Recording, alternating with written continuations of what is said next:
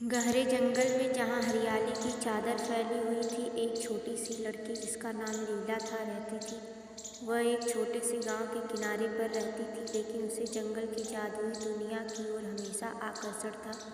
उसकी माँ ने उसे जंगल के खतरों के बारे में चेतावनी दी थी, लेकिन लीला की जिज्ञासा कभी कभी उसके डर पर भारी पड़ जाती थी।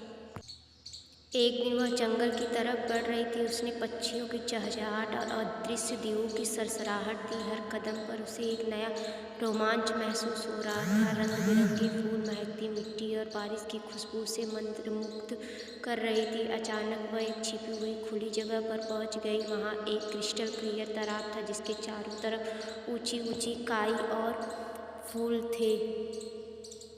उसने उस तालाब से पानी पिया। तभी उसकी नज़र एक सांप और बेल के चित्रण वाली ताबीज पर पड़ी। जैसे उसने उसे प्रकाश में पकड़ा, उसने एक अजीब सी ऊर्जा महसूस की। तभी एक गहरा गरजने की आवाज़ सुनाई दी। लीला ने घबरा कर देखा कि एक बाघ तालाब के किनारे खड़ा था, जिसकी सोने जैसी आंखें थी। कुछ देर बाद ही वो दोनों एक अच्छे मित्र बन गए थे।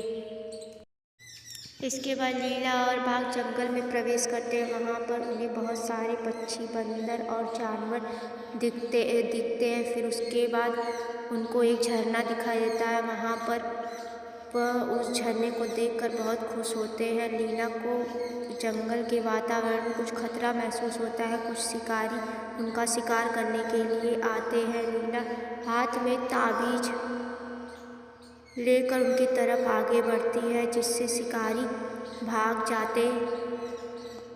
जाते हैं और वो दोनों फिर जंगल घूमने लगते हैं।